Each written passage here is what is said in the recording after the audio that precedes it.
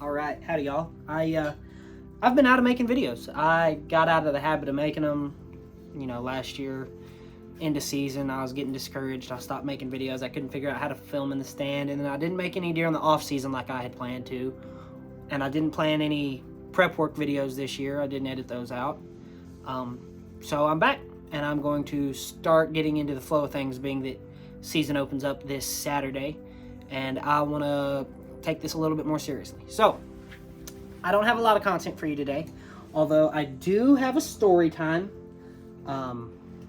A deer that I was after real hard last year. I've got some more information on him through scouting this year, and I just kind of want to share where I'm at in his story right now.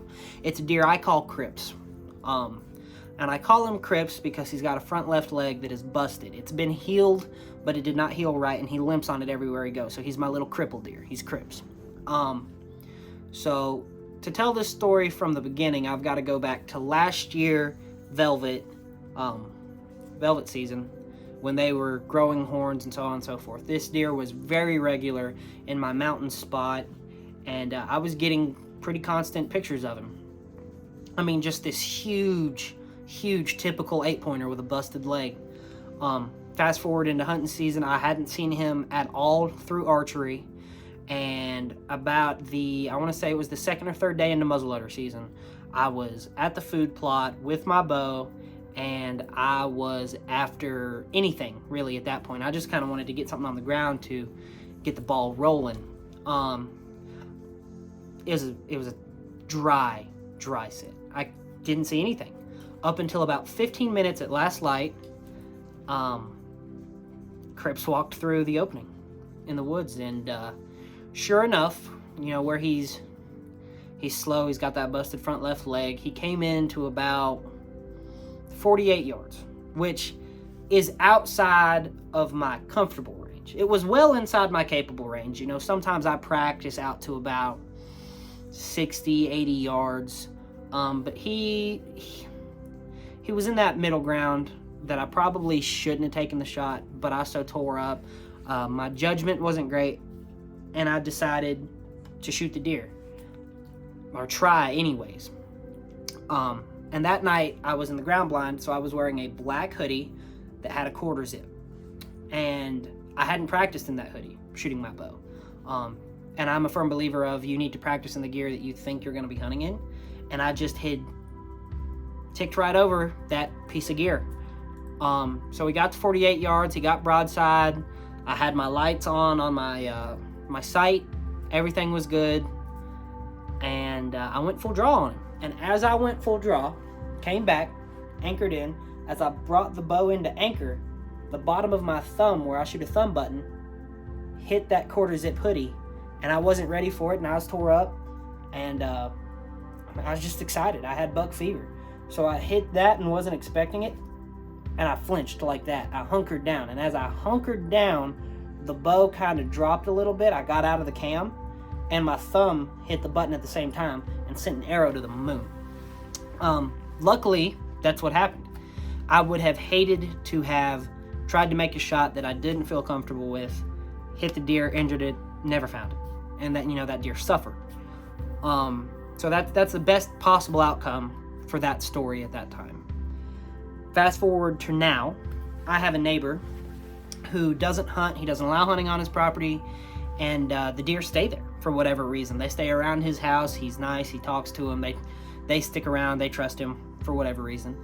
And apparently, about the time that deer shed their antlers, Cripps was on his property. And sure enough, my neighbor got to witness Cripps shedding his antlers.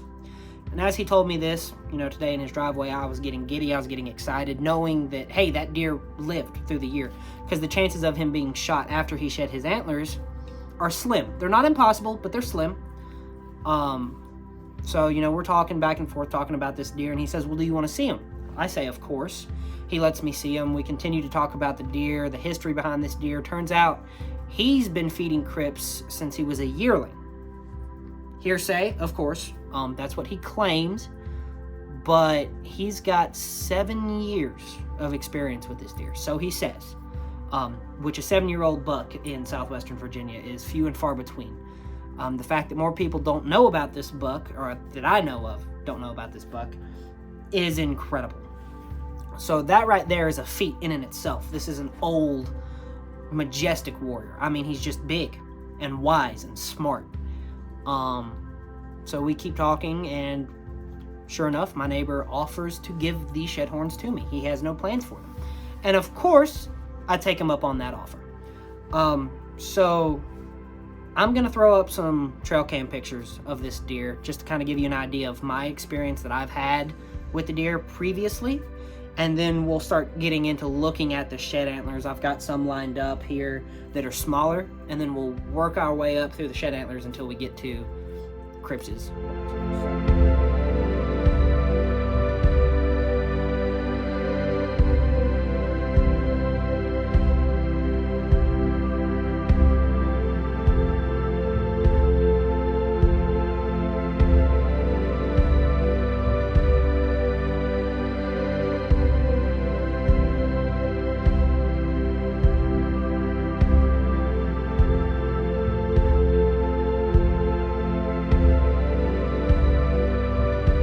Alright, so just gone over the trail cam pictures of Cripps. Now I want to show y'all some of the horns that I've got here in the house that I've either cut off of smaller deer that I've killed, cut off dead heads, sheds, so on and so forth. And we're going to work our way up smallest to biggest until we get to Cripps's sheds. So first up, little deer I killed last year I call Venom. He had cancer. It was more of a mercy kill than anything. He didn't have meat on his bones. He had a big cancerous growth on his tongue. He had almost gnawed through it. So I went ahead and put him down.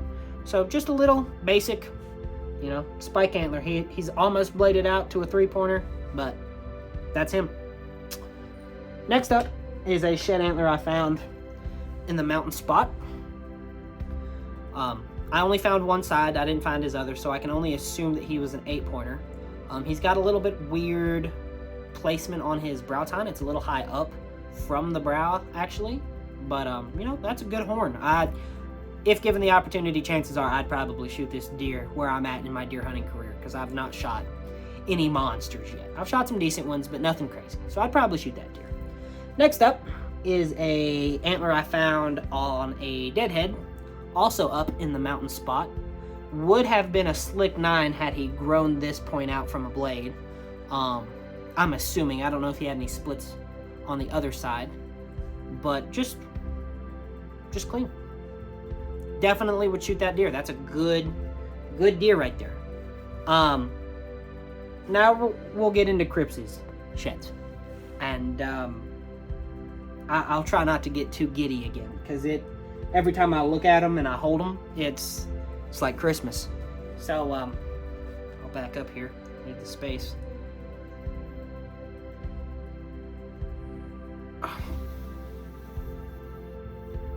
I don't have words for this. I mean, if he's a 7-year-old 8-pointer, I almost believe it, because that is absolutely massive. He's got just incredible mass from his base all the way back and all the way out the antler. His main beam from his G3 to the last point, I mean, that's a long point. That point there, but I'm gonna be hunting this deer hard this year to see if I can't get him on the ground. He's old, he's tired, and it's about time.